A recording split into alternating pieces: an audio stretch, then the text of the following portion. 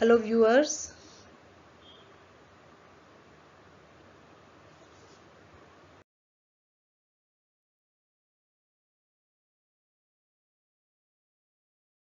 Our today's topic is regarding loom, various parts of a loom and its processes. This topic is not only important for BA Home Science but also for BSc Home Science. तो loom क्या होता है, इसके क्या parts हैं, क्या इसकी processes हैं, तो इसके बारे में हमारा ये विषय रहेगा। अब सबसे पहले हम बुनाई के बारे में डिस्कस करेंगे। बुनाई क्या होती है या वीविंग क्या होती है। तो जब वार्प और वेफ्ट के धागे एक दूसरे के ऊपर नीचे से गुजरते हैं, स्पेशली जब बाने का धागा ताने के धागे के ऊपर व नीचे से गुजरता है, तो इसे बुनाई या इंटरलेसमेंट कहते हैं। अब जो ये वार्प का धागा है ये वर्टिकल धागा होता है, सेल्वेज के पैरेलल होता है, और जो वेफ्ट का धागा होता है ये हॉरिजॉन्टल होता है। अब अलग अलग संख्या के आधार पे विभिन्न डिजाइन और विभिन्न बुनाइयां होती हैं। अब जैसे कि ताने के धागे अगर आप 2 से ज़्यादा लेते हैं और आप उतने ही बाने के धागे भी लेते हैं तो आपकी बास्केट बुनाई बनेगी। और अगर आप कई सारे ताने के धागे के ऊपर से बाने का धागा गुजारते हैं और फिर आप उसी को ही बार बार रिपीट करते हैं तो आपकी सैटिन बुनाई आएगी। और अगर आप एक धारियों वाला इफेक्ट देते हैं फैब्रिक में तो आपकी ट्विल बुनाई आएगी। तो इस प्रकार से आप बहुत सारी वेरिएशन ला सकते हैं। जैसे कि वार्प के धागे में अगर आप मोटा धागा यूज करते हैं, अगर आप अलग कलर यूज करते हैं, आप एक लाइन इफेक्ट भी इम्पार्ट कर सकते हैं, रिब इफेक्ट भी दे सकते हैं।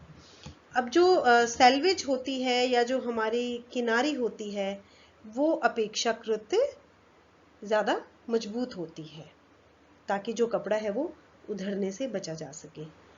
अब जो ये बुनाई का काम है ये लूम पर किया जाता है और इसी वीविंग की आर्ट से ही हम वस्त्र का निर्माण करते हैं।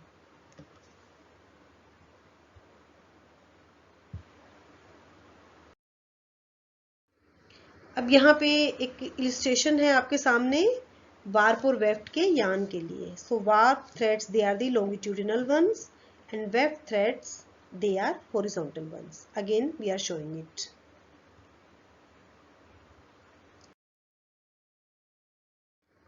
And now here again there is one example of another weave, and this weave is satin weave. You can see at long distances the weft thread is passing over the warp yarn.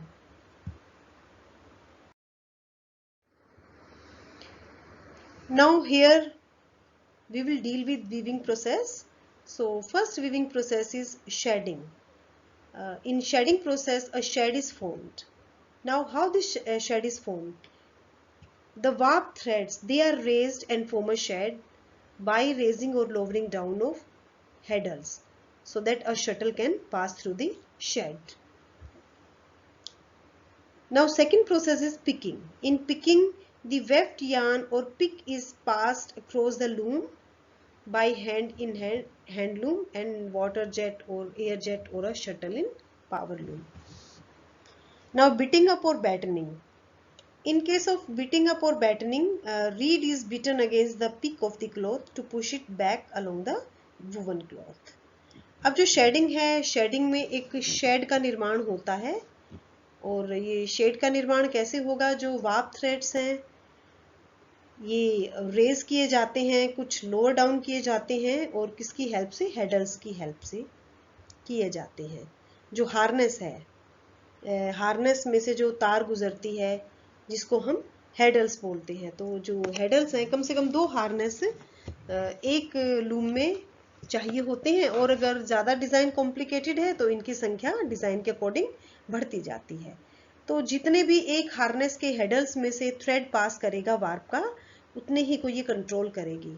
मान लिया पहला, तीसरा, पांचवा alternate जो threads हैं वो अगर hadal की आई से पास करते हैं तो जब वो हार्नेस उससे रिलेटेड जब ट्रेडल नीचे दबाए जाते हैं तो वो नीचे हो जाएगी और एक शेड बनेगा। और अगर सेकंड, फोर्थ और सिक्स्थ जो इवन नंबर के धागे हैं अगर इनसे रिलेटेड जो हार्नेस है उससे जो जुड़ी हुई ट्रेडल है, अगर उसको प्रेस किया जाएगा तो फिर ये जो ओपोजिट हो जाएगा, जो इनका नंबर है ना थ्रेड्स का, अब जो लोअर डाउन थे वो अपर हो जाएंगे। तो इस प्रकार से जो शेड बनता है ये किसके द्वारा कंट्रोल होता है? हार्नेस के द्वारा कंट्रोल होता है। हार्नेस में से जो हेडल जो तार होती है उसकी आइस में से जो थ्रेड गुजरते हैं वही इस प्रोसेस के लिए रिस्पॉन्सिबल रहते हैं। अब है पिकिंग। पिकिंग में जब वेफ्ट यार्न या जो शटल के थ्रू या फिर पावर लूम में, जैसे कि हमने बताया कि वाटर जेट से या एयर जेट से जब वेफ्ट यार्न पास होता है शेड में से, तो इसको हम एक पिकिंग प्रोसेस बोलते हैं। तो हैंडलूम में ये हाथ से की जाती है और बाकी जैसे हमने आपको अभी बताया एयर जेट के वाटर जेट के माध्यम से की जाती है। अब है बेटिंग अप या बैटनिंग। अब इस प्रोसेस में जो पिक बन गई है उसको कपड़े के साथ सटाया जाता है, तो इसमें जो मेन रोल रहता है वो रीड का रहता है। अब रीड अगेन एक ऐसा फ्रेमवर्क है जिसमें तारें होती हैं और जिसमें से हर थ्रेड होके गुजरता है, तो ये बैटनिंग का कार्य करती है या बीटिंग अप का कार्य करती है। तो जो एक पिक तैयार होगी उसको वुवन क्लॉथ के साथ ये सटाने का और वुवन क्लॉथ की अगली लाइन के निर्माण का ये काम करती है। अब है कुछ सेकेंडरी प्रोसेसेस भी होते हैं, ये जो अभी हमने वीविंग प्रोसेस स्टडी की उनसे जुड़े हुए, लेट ऑफ मोशन और टेक अप मोशन। तो जो लेट ऑफ मोशन है इसमें जो वार्प यार्न है वो छोड़ा जाता है वार्प बीम के द्वारा। So this let off motion is accomplished by warp beam, and when warp beam revolves then it let off the warp yarn for weaving. Now take up motion. In case of take up motion, the cloth beam, the main function is performed by cloth beam. When we revolve it then it takes up the woven pick and this is called take up motion. तो late off motion जो है ये warp beam के द्वारा की जाती है और take up motion cloth beam के द्वारा। टेकअप में वुवन क्लॉथ की जो लाइन है उसको टेकअप किया जाता है और लेट ऑफ में अगली लाइन बुनने के लिए जो धागा है वार्प का धागा वो छोड़ा जाता है।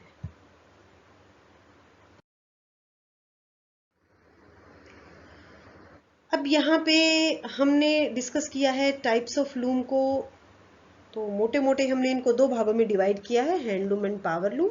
हैंडलूम जो कि हाथ के द्वारा संचालित होते हैं और पावर लूम जो कि इलेक्ट्रिसिटी के द्वारा संचालित होते हैं। अब अल्टीमेटली हैंडलूम से पावर लूम की गति ज़्यादा है और इसमें जो मैन पावर है उसकी रिक्वायरमेंट भी अपेक्षाकृत कम है। तो यहाँ पे हमने एक और जैक्वार्ड लूम है, जैसे डोबी लूम है, जैक्वार्ड लूम है, ये भी आजकल कुछ और जो इंट्रिकेट डिज़ाइन है उनको इनकॉर्पोरेट करने के लिए, ये वैसे काफ़ी टाइम से ही प्रचलन में है, तो इनका जो प्रोसेस है काफ़ी कॉम्प्लिकेटेड होता है। अब जैक्वार्ड लूम्स में लूम के साथ एक जैक्वार्ड मशीन लगाई जाती है जिसमें जो डिज़ाइन है वो पंचिंग कार्ड्स के माध्यम से इनकॉर्पोरेट किया जाता है।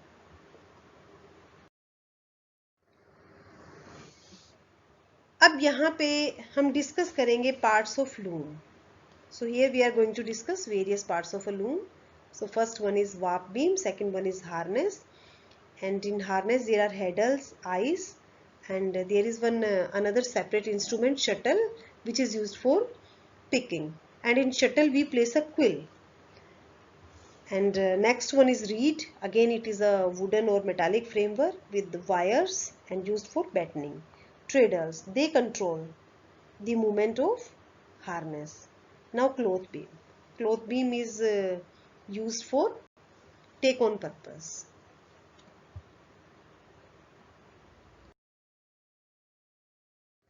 अब यहाँ पे आप पुनः देख रहे हैं एक लूम का एक डायग्राम है, ये वार्प बीम है और वार्प बीम से और क्लॉथ बीम तक स्टार्टिंग में जो वार्प का धागा है वो ताना जाता है और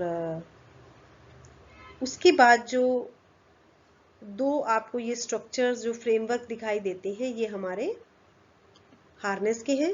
तो हार्नेस का जब आप पास से व्यू देखेंगे तो इसमें से एक तार गुजरती है जिसके बीच में एक आई लाइक स्ट्रक्चर होती है जिसमें से अकॉर्डिंग टू डिजाइन थ्रेड्स पास करते हैं वार्प के। इसके बाद आपको ये एक और वुडन फ्रेमवर्क नजर आता है जो थोड़ा सा डिस्टेंस पे है दोनों हार्नेस के बाद, इसको हम रीड कहते हैं। तो कोम्ब लाइक स्ट्रक्चर है और सारे थ्रेड इसमें से गुजरते हैं। और जब पिकिंग की या वीविंग की प्रोसेस शटल पास करने के बाद कंप्लीट हो जाती है तो ये उसको बीट करके क्लॉथ के साथ सटाने का काम करती है। तो रीड के बाद आप देख रहे हैं कि वुवन क्लॉथ है और वुवन क्लॉथ को लपेटने के लिए क्लॉथ बीम या क्लॉथ रोल हमारे सामने है। यहाँ पे आप देख रहे हैं शटल भी है और जो फिलिंग यार्न है या जो वेफ्ट यार्न है उसको ये कैरी कर रही है।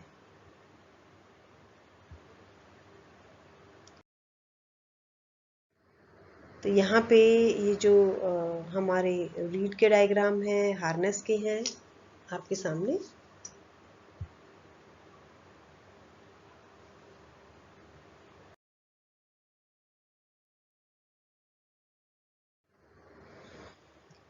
अब यहाँ आपको थोड़ा और समझाने के लिए कुछ एक इलस्ट्रेशंस वीव से रिलेटेड ली गई हैं। ये सामने प्लेन वीव है सबसे पहले, और उसके बाद जो जिसमें डायगोनल लाइंस का डिज़ाइन है ये हमारी ट्विल वीव है, और सैटिन वीव है जिसमें काफ़ी सारे डिस्टेंस के बाद जो वार्प का धागा है वो एक ताने के धागे के ऊपर से गुजर रहा है, ये आपके सामने है। और जो सैटिन वीव का जो बैक व्यू होता है ये सैटिन वीव कहलाता है। तो सैटिन वीव अपने लंबे फ्लोट्स की वजह से एक लस्चरस इम्पैक्ट ये इम्पार्ट करती है, क्योंकि वही की जो लाइट की जो किरणें हैं वो जब लंबे फ्लोट के ऊपर गिरती हैं तो एक ही दिशा में परावर्तित होती हैं, जिससे वो ज़्यादा चमकीला लगता है।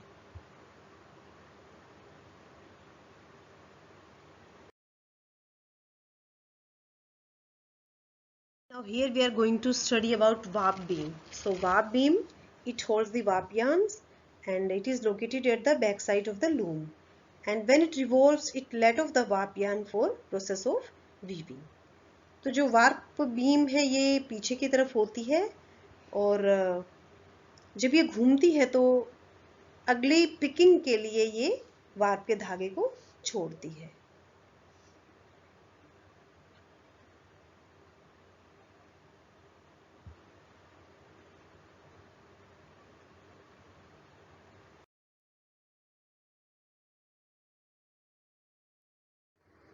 Now here we will study about harness. A harness is a wooden or metallic frame that holds the headers. There are minimum 2 harnesses. The number of harness and the warp yarns that are controlled by each harness decides the weaving pattern or design. तो harness एक wooden या metallic framework है और ये जो heddles हैं उनको इसके अंदर हेडल्स पाई जाती हैं या उनको अपने अंदर अवस्थित करके रखता है, और कम से कम 2 हार्नेसेस होती हैं और 2 से ज़्यादा हार्नेसेस भी होती हैं डिज़ाइन के हिसाब से। तो जितना कॉम्प्लिकेटेड डिज़ाइन है तो उसी के हिसाब से कई बार हार्नेस की संख्या बढ़ भी जाती है। अब हेडल्स क्या होते हैं? So heddles are the wires which have eyelet in the middle that hold warp yarns in a place or position. Each warp yarn passes through a heddle. The wires suspends on harness. Now what are the function of heddles? They help warp yarn in shed formation. Second one is it helps to identify broken ends. Then third one is it determines the order or position of the warp threads. Now fourth one is they separate warp threads on a loom. And next one is it determines the density of warp yarn of a fabric. तो जो hadal है ये एक तार होती है जिसके बीच में एक आईलेट होती है, आंख जैसी संरचना होती है, और ये हार्नेस के बीच में पाई जाती है। और न सिर्फ शेड फॉर्मेशन में ये मदद करती है बल्कि ब्रोकन एंड्स को भी आइडेंटिफाई करने में हेल्प करती है, और एक जो वार्प यार्न की जो पोजीशन है डिज़ाइन के अकॉर्डिंग उनको ये निर्धारित करती है, और ये वार्प यार्न्स को सेपरेट करके रखती है, और जो डेंसिटी है वार्प यार्न की उसको भी ये नियंत्रित करती है। तो यहाँ इलिस्ट्रेशन में आप देख रहे हैं hadal.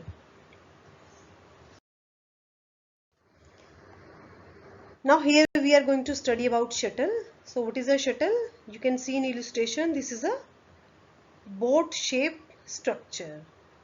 So shuttle is an instrument having boat shape or curvature used for passing weft yarn from shed. Now quill is placed in it which has binded weft yarns for picking. तो shuttle क्या होती है? एक boat like संरचना है और इसके अंदर क्विल रखी जाती है। और क्विल क्या होती है? एक ऐसी रील होती है जिसके ऊपर बाने का जो बाने का धागा है वो लिपटा हुआ होता है। Now treadle. Treadle is a paddle-like structure used for lowering down or selected warp yarns to form a shed. It is connected to a loom by means of a cord. तो जो ट्रेडल है ये किस में हेल्प करता है? एक pedal like संरचना है और जो सिलेक्टेड वार्प यार्न्स है उनको लोअर डाउन करने का काम करता है ताकि शेड फॉर्मेशन हो, और ये कॉर्ड्स के माध्यम से लूप के साथ कनेक्टेड रहता है।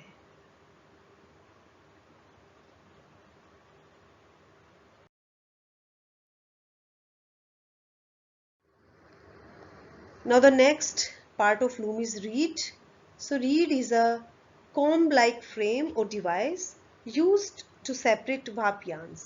Every warp yarn passes through it. It is used for battening or to beat up the pick after battening. तो जो रीड है एक कॉम्ब लाइक, एक कंघी के जैसी संरचना होती है जो कि वार्प यार्न्स को अलग अलग करने का कार्य करती है। और जो भी वार्प यार्न है सभी वार्प यार्न इसके रीड में से होके पास करते हैं, इसकी तारों में से, और ये बैटनिंग पर्पस के लिए इसका प्रयोग किया जाता है। जब पिक बन जाती है तो उसको बैटनिंग के द्वारा वूवन कपड़े के साथ सटाया जाता है।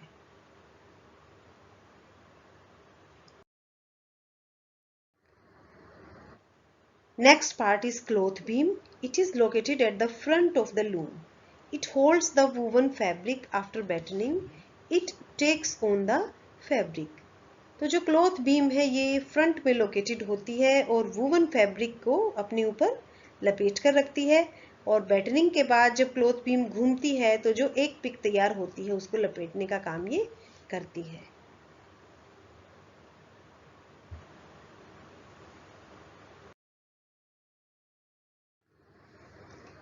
अब यहाँ पे पुनः कुछ एक पिक्चर्स दी गई हैं वीव्स के रिलेशन में। तो वही प्लेन वीव है और ट्विल वीव है आपके सामने, तिरछी रेखाओं का जो डिजाइन है उसको इंगित करती हुई। जो हमारा डेनिम का कपड़ा है उसमें ट्विल वीव पाई जाती है। और ये सैटिन वीव, लस्ट्रस वीव, जो चमकीली वीव होती है, जो प्रकाश को परावर्तित करती है ज्यादा मात्रा में और इसीलिए ज्यादा लंबे लंबे फ्लोट्स होते हैं, ज्यादा चमकीली लगती है, लेकिन थोड़ा सा मजबूती जिसकी कम होती है क्योंकि जो इसके फ्लोट्स हैं इनका किसी भी नुकीली चीज में फंसने का डर भी ज्यादा रहता है।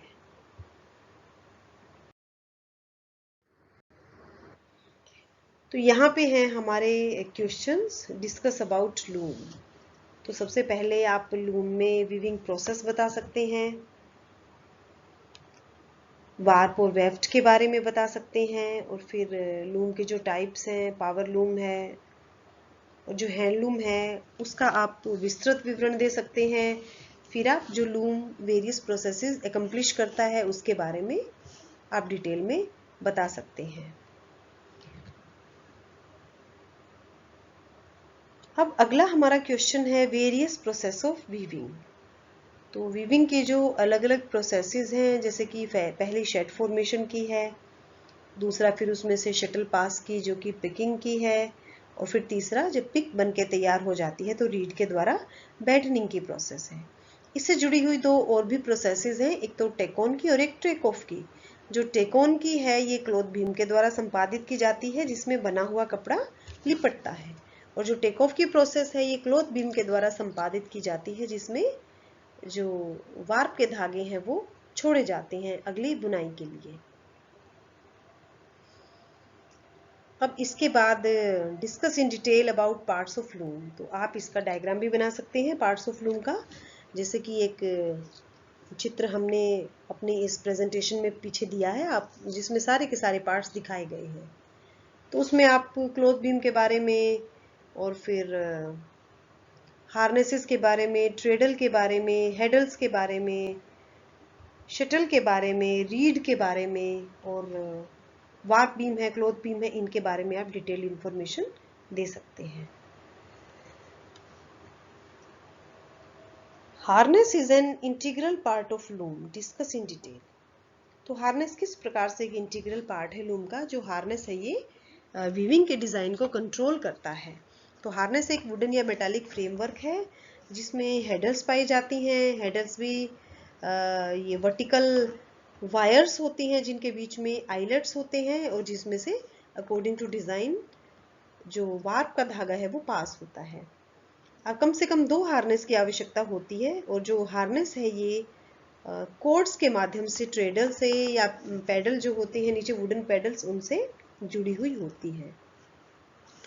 तो जो हार्नेस है ये शेड फॉर्मेशन में मुख्य भूमिका अदा करती है। जो हम ट्रेडल दबाते हैं तो उससे रिलेटेड जितने भी जो धागे हैं वो हार्नेस लोअर डाउन होती है, वो धागे लोअर डाउन होते हैं और इससे शेड फॉर्मेशन होती है। तो आप और डिटेल में इसे डिस्कस कर सकते हैं। What do you mean by weaving? तो वीविंग प्रोसेस के बारे में यहाँ पे आपको डिटेल में बताना है। आप वार्प और वेफ्ट को डिफाइन करके उनकी इंटरलेसमेंट की प्रोसेस बता सकते हैं। आप टाइप्स ऑफ वीविंग भी बता सकते हैं।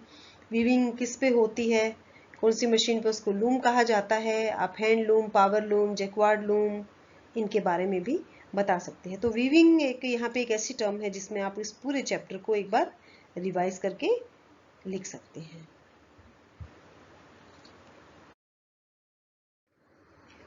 अब short questions. So what is a loom? तो लूम क्या होता है? लूम एक ऐसा वुडन या मेटालिक फ्रेमवर्क है जिसके ऊपर हमारे ताने के धागे ताने जाते हैं और इसमें आप इसके पार्ट भी बता सकते हैं। यह वीविंग प्रोसेस का काम करता है। तो इसके पार्ट्स हैं, क्लॉथ बीम है, वार्प बीम है, हार्नेस है, रीड है, ट्रेडल है, हेडल्स वगैरह आप बता सकते हैं। What you understand with jacquard loom? तो जैक्वार्ड लूम में क्या होता है कि जैसे हमने आपको वर्बल इसके बारे में बताया, लूम के साथ जैक्वार्ड मशीन अटैच की जाती है and the jacquard machine it makes beautiful and intricate designs with the help of punching cards. These punching cards they have various number of holes according to designs. तो jacquard loom में वही की punching card की help ली जाती है और design के according उसमें काफ़ी सारे नंबर में होल्स होते हैं। What is a cloth beam? तो क्लॉथ बीम क्या करती है? ये टेकोन का काम करती है और जब कपड़े की पिक बन के तैयार होती है तो ये उसे लपेटने का काम करती है। Discuss about warp beam. Warp beam take off का काम करती है, तो जो इसके ऊपर लिपटा हुआ वार्प का धागा है ये उसको छोड़ने का काम करती है। अब जो क्लॉथ बीम है वो फ्रंट में होती है और जो वार्प बीम है वो लूम के बैक साइड में होती है। What role a reed plays? A reed plays role of battening, यानी कि बुने हुए कपड़े को बुने हुए या वुवन वस्त्र के साथ जब आप सटाते हो आप रीड की हेल्प लेते हो। It is a comb like wooden और metallic framework having wires in between. What do you mean by a shuttle? Shuttle से आप क्या समझते हैं? So shuttle is a boat like structure, it carries quill and it is used for picking. तो shuttle में एक boat like wooden या wooden ही होती है, वैसे मेटालिक भी हो सकती है, और इसमें क्विल रखी जाती है और ये जो शेडिंग के बाद पिकिंग का प्रोसेस है, वेफ्ट के धागे को पास करना है शेड में से, उसका कार्य संपादित करती है। What is the quill? तो क्विल क्या होती है? क्विल एक रील लाइक स्ट्रक्चर होती है जिसके ऊपर धागा, वेफ्ट का धागा लिपटा हुआ होता है। क्विल कहाँ प्लेस की जाती है? It is placed in the shuttle. Treadle perform which function? So treadle perform function of, it helps to perform function of shedding. कैसे? ट्रेडल से जुड़ी हुई हार्नेस होती हैं, तो जैसे आप ट्रेडल को प्रेस करते हो तो उससे रिलेटेड जो हार्नेस है वो उन धागों को लोअर डाउन करेगी और उसमें से फिर एक शेड बन के तैयार हो जाएगी जिसमें पिकिंग प्रोसेस में शटल के अंदर से जो वाफ्ट का जो धागा होता है ना शटल के अंदर, वो उसके बीच में से पास होता है। तो ट्रेडल शेड फॉर्मेशन में हेल्प करती है। What you understand with take on and let off motion? तो टेक ऑन जो मोशन है यानी कि लपेटने का जो कार्य है, लेने का जो कार्य है, ये किसके द्वारा संपादित किया जाता है? ये क्लॉथ बीम के द्वारा संपादित किया जाता है। और जो लेट ऑफ मोशन का काम है, यानी कि जो धागे को छोड़ने का काम है, ये वार्प बीम के द्वारा संपादित किया जाता है। और ये तो आपको पता है वार्प बीम कहाँ होती है। वार्प बीम लूम के बैक साइड में होती है और जो क्लॉथ बीम है ये लूम के फ्रंट साइड में होती है। तो ये कुछ एक शॉर्ट क्वेश्चंस रहे और लॉन्ग क्वेश्चंस अभी हमने डिस्कस किए लूम से रिलेटेड। तो इन क्वेश्चंस में, खासकर लॉन्ग क्वेश्चंस में, आप डायग्राम बनाने की भी अच्छे से प्रैक्टिस कीजिएगा। और चाहे पार्ट्स ऑफ लूम पूछते हैं या प्रोसेस ऑफ लूम पूछते हैं, दोनों में ही, क्योंकि आपको पार्ट्स ऑफ लूम तो डिफाइन करने पड़ेंगे, तो जो डायग्राम है ये काफी आपके लिए मददगार साबित होगा।